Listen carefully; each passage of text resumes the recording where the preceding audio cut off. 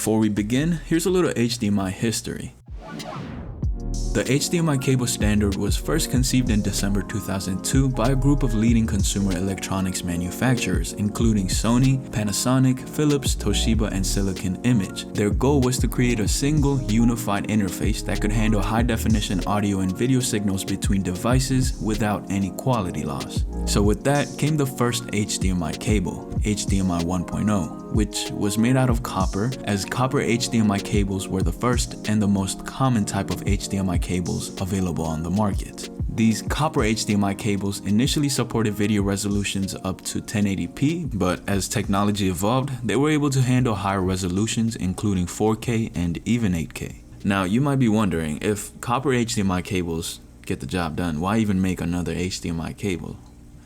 Well, we'll get into that. So the advantages of copper HDMI cables include their affordability, compatibility with existing devices, and the ability to transmit signals effectively over shorter distances. But as the demand for high resolutions and the need for longer cable runs increased, the limitations of copper HDMI cables became apparent. Copper cables would experience signal degradation and interference over longer distances. To address these limitations, manufacturers began exploring the use of fiber optic technology for HDMI transmission. Fiber optic cables, which use light pulses to carry data, offered higher bandwidth capabilities and immunity to electromagnetic interference. Now that's when the first fiber optic HDMI cables were introduced as a solution for long-distance HDMI connection, which at the time was typically used for professional AV installations and commercial settings. As technology advanced and the price for fiber optic components reduced, fiber optic HDMI cables became more viable for consumers. They gained popularity amongst enthusiasts and professionals who required higher resolutions, faster data rates, and immunity to electromagnetic interference.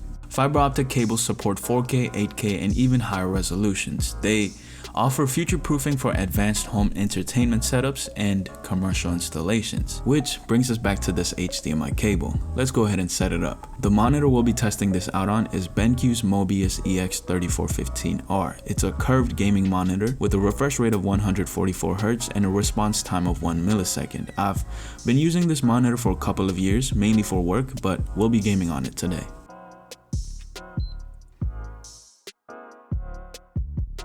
We'll be playing 5 different games today. First one is Black Ops.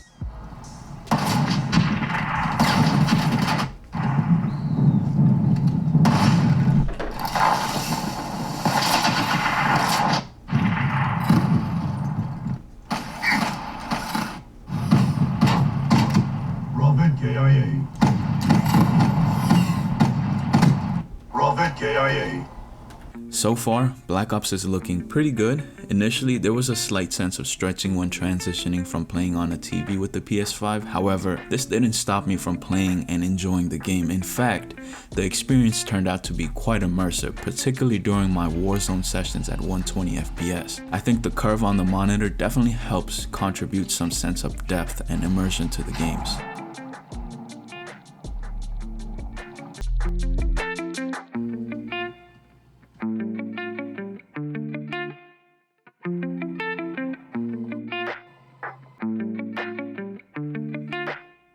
Next up is Detroit Become Human.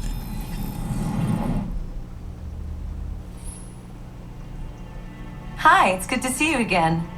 Great to start the weekend with Detroit.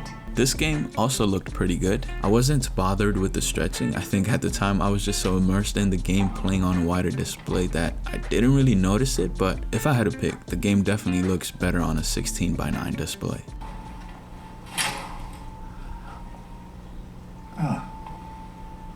Good morning, Carl. Good morning. It's 10 a.m. The weather is partly cloudy, 54 degrees, 80% humidity with a strong possibility of afternoon showers. It sounds like a good day to spend in bed.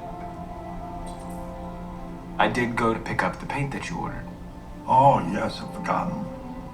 That is the difference between you and me, right, Marcus? You never forget anything. Next up is Steep. By now, you probably know all the games are gonna be looking a little stretched, and so does this game, but in the first person mode, it really wasn't that noticeable. So, you know, it's a pretty playable game, even in this ultra-wide monitor.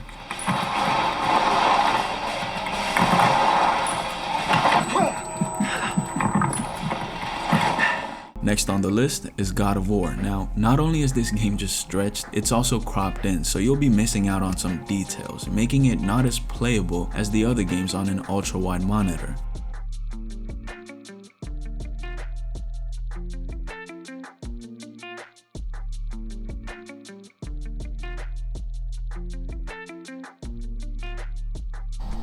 My responsibility to make it right. No. We all gotta take responsibility sometime. Next one is Spider-Man. Now this game also looks stretched, but the curved monitor just made it feel more immersive than playing on a flat screen. To my eyes, at least.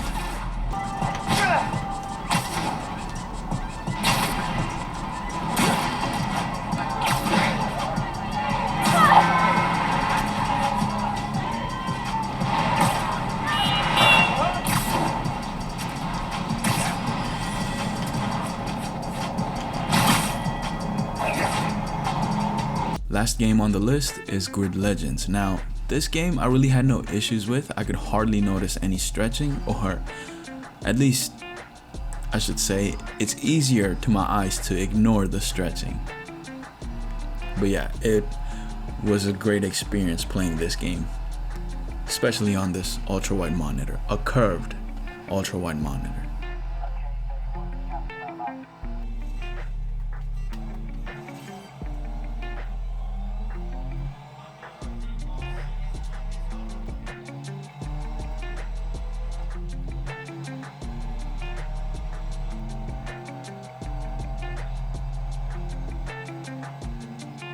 With that being said, it is important to note both copper HDMI and fiber optic HDMI cables have their respective advantages and use cases. Copper HDMI cables remain prevalent in most consumer setups due to their cost effectiveness and their suitability for short to medium length connections. So that'll be around 35 feet if you're looking to get 4K at 120 Hz. Unless you're fine with lower resolutions, then you might be able to use longer copper HDMI cables. On the other hand, fiber optic HDMI cables excel in scenarios where longer cable runs and higher resolutions are required, typically after 25 feet. But unlike copper cables, fiber optic HDMI cables can reach over 300 feet while supporting higher resolutions and higher refresh rates without any significant signal degradation. Now, regarding console gaming on an ultra-wide monitor, I'd say that it's possible but may not be the optimal choice just yet. I believe console manufacturers and game developers are beginning to recognize that the way people play games is evolving. With split-screen multiplayer games transitioning into online multiplayer games, those who are interested in gaming are now more inclined to create a more personalized gaming setup rather than a traditional home-like theater